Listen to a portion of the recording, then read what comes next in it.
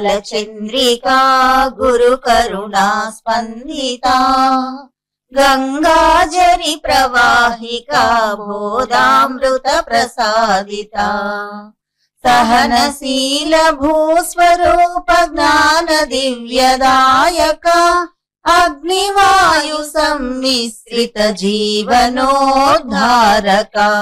అగ్నివాయు సమ్మిశ్రిత జీవనోద్ధారక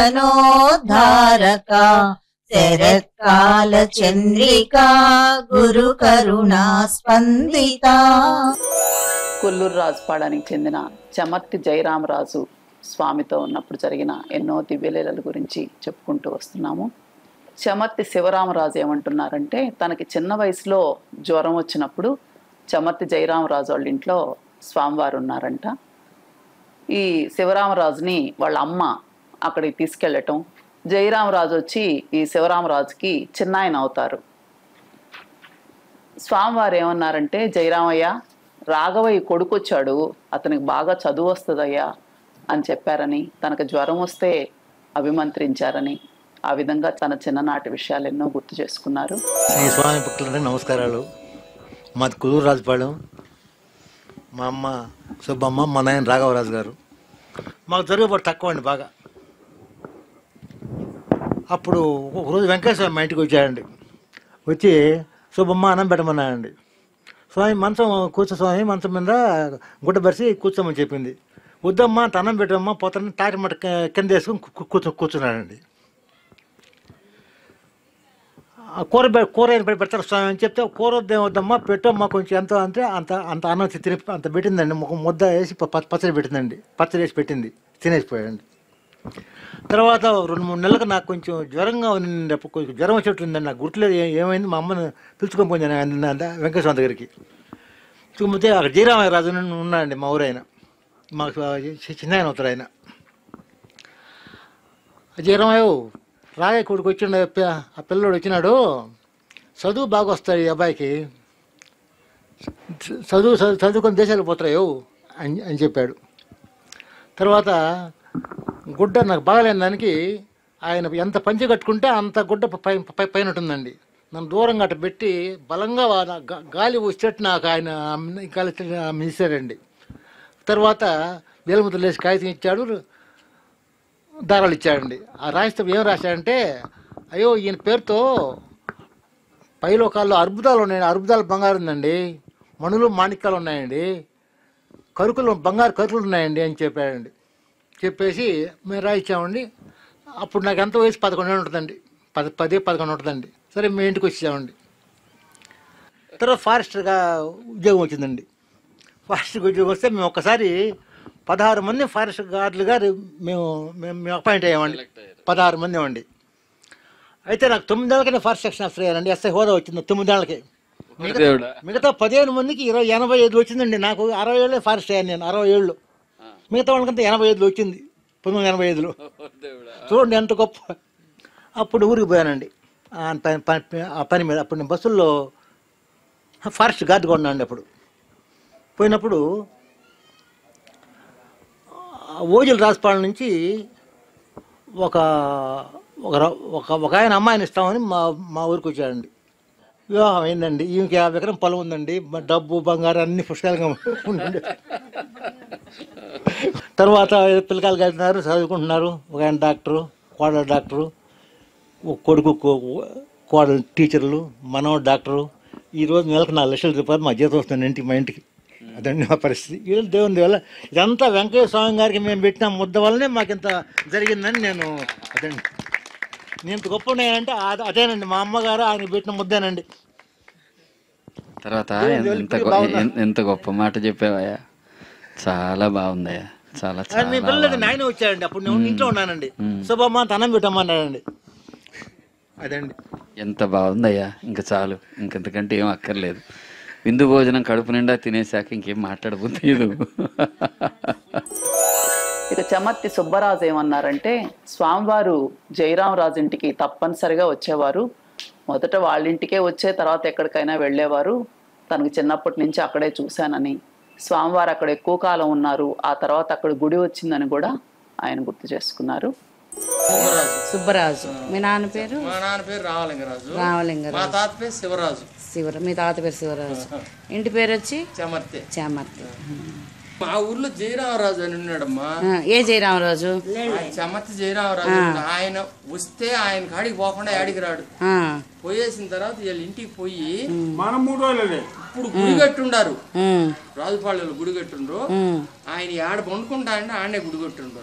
కట్టున్నాం మేము కూడా ఉన్నాను. కొద్ది రోజులు సేవ కూడా చేసినాడు. అమ్మా 7 సంవత్సరాలు 8 సంవత్సరాలు. ఇంకొక ఆయన జయరామరాజు అని ఉండేవాడు. ఆయన మొదటి శిష్యుడు మా ఊర్లో. ఆయన చెమర్తి జయరామరాజు. ఆయన రామానాయుడు అని ఒక ఆయన ఉండేవాడు. వాళ్ళు ముగ్గురు సోమసుల దగ్గర శివాలయం ఉండేదంట. అంటే వాళ్ళు చెప్పిన మాటలే. అక్కడ శివాలయం పైన చిన్న తిప్పు ఉంది. ఆ తిప్ప దగ్గర వీళ్ళు ఉంటారంట. మీరు మళ్ళీ ఇటు చూసేవారు ఆయన ఉన్నాడు. ఏం స్వామి పోయినామంటే నేను పోయించినానయ్యా, వేరే చోట లోకానికి పోయించినానని చెప్పేవాడంట. అది చెమర్తి రమణరాజు గారు మంచి విషయాలు చెప్పారు మనకు. వాళ్ళ తాతకు తేలు కుట్టినప్పుడు స్వామి దగ్గరికి వెళ్ళాడంట. స్వామి, అయ్యా నీకు 1 తేలే కుట్టింది, నాకు 100 తేళ్లు కుట్టాయ్యా అన్నారంట. వెంటనే ఆయనకి బాధ తగ్గిపోయిందని చెప్పారు. ఒకరోజు మీ ఎదురు తోటలోకి పోయినా, మా తోటలోకి ఆయన జరిగిన విషయాలు నాకు చెప్పాడు. అంటే వెంకటేశ్వర గురించి జరిగిన విషయాలు. ఆయన జయరామరాజు అని, చెమర్తి జయరామరాజు. ఆయన ఏమంటే ఒకరోజు తేలు కుట్టిందంట ఆయనకి. స్వామి తేలు కుట్టింది స్వామి అని అన్నాడంట. తేలు కుట్టింది అని అడిగిపోయి చెప్పాడంట ఆయన. మరి ఆయన నిమిషంలో ఏమన్నాడు తెలియదు నాకు. స్వామి అప్పుడు 1 తేలు కుట్టింది, ఇప్పుడు చాలా తేలు కుట్టినాయి నాకు అని అంట. ఆవనుండి మళ్ళీ ఏమనుండి 1 క్షణంలోనే మొత్తం తేలు కుట్టింది, మొత్తం అసలు నొప్పి లేకుండా పోయిందంట. ఒకసారి ఆయనకి తేలు కుట్టిందట. స్వామి దగ్గరకు వస్తే ఆయన అట్లా ఆ చేతిని నిమిరి, ఎంత దయామయుడో, అతని బాధను ఆయన అనుభవించారేమో. ఆయన అన్నారట, అబ్బా ఎంత నొప్పిగా ఉంది, ఎలా ఓర్చుకున్నావయ్యా అని ఓదార్పు చెప్పారట. అతనికి తగ్గింది. స్వామి ఆ బాధను గురించి చెప్పిన మాట బహుశా ఆయన స్వీకరించినట్టు మనకు తోస్తుంది. ఇక వెంకటరెడ్డిపల్లికి చెందిన పాపిశెట్టి జయమ్మ తను కుల్లూరు రాజుపాళెంలో 8వ తరగతి వరకు చదువుకున్నది. స్వామివారి దగ్గరికి చిన్న వయసులో వెళ్ళేది, వేలి ముద్రలో తీసుకొచ్చుకునేదంట. తన ఇంట్లో తల్లిదండ్రులు, మేనమామలు అందరూ స్వామివారిని చూసి ఉండటం వల్ల వాళ్ళు ఏ పని చేస్తున్నా స్వామి లీలలే ఇంట్లో ఎప్పుడూ చెప్తూ ఉండేవారని తాను విన్న ఒక లీల చెప్పింది. వెంకటరెడ్డిపల్లిలో నరసప్పనాయుడు ఇంట్లో పెళ్లి జరుగుతూ ఉంటే స్వామివారిని, స్వామి భక్తుల్ని భోజనానికి పిలిచారు. స్వామి అక్కడికి రావడం, అక్కడ ఎక్కువగా ఆహారం వండి ఉంటే స్వామివారి దాన్ని స్వీకరించినప్పుడు ఇంకా అది మిగతా వచ్చే వాళ్ళందరికీ సరిపోద్దా లేదా అని వాళ్ళ మనసులో ఒక సందేహం కలగగానే వెంటనే స్వామివారు, అయ్యా నరసయ్య, అన్నం ఎట్లా అనుకుంటున్నావా? ఏం లేదయ్యా, లోపల పోయి చూసుకోమని చెప్తే వీళ్ళు వండిన దానికన్నా 3 అన్నం లోపల ఉండిందని అది వాళ్ళు ఊరంతా చెప్పుకున్నారని కూడా ఈయన ద్వారా తెలిసింది. అమ్మ పాపిశెట్టి జయమ్మ 60 ఏళ్ళు ఈమెకి. లేక్ వ్యూ కాలనీలో 4వ వీధి నెల్లూరులో ఉంటారు వీరు. వీళ్ళ తల్లిదండ్రులు ఎగరటీల చెనవోబయ్య, వెంకట సుబ్బమ్మ గారు వీళ్ళ తల్లిదండ్రులు. వెంకటరెడ్డిపల్లె వీళ్ళ ఊరు. వీరి కుల్లూరు దగ్గర ఉంటుంది. వీళ్ళ భర్త గారి పేరు ఆంజనేయులు గారు. ఆయన రిటైర్డ్ హెడ్ కానిస్టేబుల్. ఆయన అమ్మగారు, ఇంకిద్దరు బిడ్డలు ఉన్నారు. కుల్లూరులో ఈమె 8వ తరగతి వరకు చదివారు. చిన్నతనంలో వెంకటరెడ్డిపల్లిలో గాజులోళ్ల బావి దగ్గర స్వామి ఉండేవారని. ఆ బావుల గురించి వాటి వివరం చెప్పండి. సభకు నా నమస్కారములు. స్వామి అప్పుడు తిరిగాడే రోజుల్లో మా పొలాల్లో బావులు కాడు ఉండేవాడు. ఇప్పుడు మాకు 5 బావులు ఉండేటివి. పాత బాయి, కొత్త బాయి, జంగాలోళ్ళ బాయి, వాళ్ళ బాయి, దాసి గారి బాయి అని ఉండేది మా ఊళ్ళో. బావుల కాడ కపిలు దొల్లేది అప్పుడు మా మామగారు. కపిలు దాల్తుంటే స్వామి చెట్టల్లోకి పుట్టల్లోకి అట్టా నీళ్లు వదిలేవాళ్ళు. వాళ్ళు అమాయకులు కదా, అప్పుడు తెలియదు కదా స్వామి మహిమలో. పిచ్చంకాయ అనేది ఊరు కూడా ఆయన మహానుభావుణ్ణి. అంటే అప్పుడు ఈ తాల్తామంటే అక్కడ పారేదేమో పారేదే, కైలేమో పారేదంట. చూస్తే చూడకుండానే మధ్యలో మా మామయ్య కొట్టబోయిందంట స్వామిని. కొట్టలేదంట, చెయ్యి కొట్టద్దు పుల్లయ్య, అదిగో మానాడు కాలిపోతా ఉంది, కపిలాపేయమని అంట. ఏంది స్వామి మీరు ఎట్ట అంటుండారు? ఆ పిచ్చంకాయ మాటలు. మామ పేరు పుల్లయ్య, చెట్టు పుల్లయ్య. పుల్లయ్య మామ. చాలా చాలా బాగుందమ్మా. ఇది కొత్త విషయం. ఈ కపిల్ దాల్తానే మొదలంట చూసుకుంటే తలగా మాలాడ కాలిపోతుందంట. అప్పుడు ఈ ఎద్దులను బొక్కిని ఎన్ని వదిలేసి ఊళ్ళేది పరిగెత్తారు. ఊరు తగులుకోదు మాలాడు వరకే తగలబడుతుంది, పరుగులు తోలొద్దని చెప్పినాడు. అప్పుడు వచ్చేతలకి మాలాడు వరకే కాలిపోయిందంట, ఇంకా యువతలకు రాలేదంట. మరి మా మామూలు చెప్పేదమ్మా అది నరసింహనాయుడని వాళ్ళ ఇంట్లో పెళ్లి అవుతుందంట. ఆ నరసన్న చెప్పేవాడు మాకు వెంకటసారి కథలే చెప్పేది. చేయలేకపోతే ముటికాయలు కాస్తుండే, వంకాయలు కాస్తుండే, కరపకాయలు కాస్తుండే, ఇదే కథలు మాకు. మేము చిన్నపిల్లలు ఎడపిల్లలు అప్పుడు మా బండి నుంచి స్కూల్ నుంచి వచ్చిన తర్వాత వెళ్ళేవాడు కమ్మనాయుళ్ళని. మా చేలు వాళ్ళ చేలు ఒక దిక్కునేవాడు జంగ. ఇప్పుడు ఆడ గుడి కూడా కట్టారమ్మో, జంగాల బైక్ ఆడ గుడి కట్టి గోడాన్ని కూర్చొని భజన చేసి తాటకాన్ని ఆ జంగాల బైకాన్ని అంటమ్మా. ఆ భోజనాన్ని పిలిచారంటమ్మా. భోజనానికి స్వామి పోయిండు, స్వామి భక్తులు అందరు పోయిండ్రు. స్వామి తోటి ఉన్నోళ్ళు సెలవనాయుడు, వెంకటరెడ్డి, నారాయణ దాసు, విజయరావు వీళ్ళంతా పోయారట. మా గంగిశెట్టి వీళ్ళంతా, పెద్దయ్య వీళ్ళందరూ పోయినట్టమ్మా. కనీసము 19 బియ్యం వండిపోసారట మా జంగాల. పెట్టే శాటకమ్మా తీసే శాట సందు లేకుండా, పెట్టే శాటకు తీసే శాట సందు లేకుండా అయిపోతాను. మహిమ మహనీయుడు, మహానుభావుడు, కలియుగ దైవం ఆయన. వీళ్ళు అంతానంట ఆఖరాన ఈ ఆడోళ్ళు మగవాళ్ళు గుద్దులు పడతానంట. వచ్చే జనానికి అన్నం మేము పెట్టాలి, అందరినీ పిలిచాము, వండినన్నామంతా మన స్వామి తిన్నా. దాంట్లో కూడా బ్రహ్మంగా జీవ చిత్త తిన్నట్టు అయిపోయింది ఇది కూడా అని అనుకుంటుందంట. అప్పుడు ఆయన లేచి నిన్నట్టు లేచి ఇటు పై కొద్దిశ్రే, ఓహో నర్సయ్య మీరు బాధపడుతుండారు అన్నం లేదని చూసుకోపోయా అనిందంట.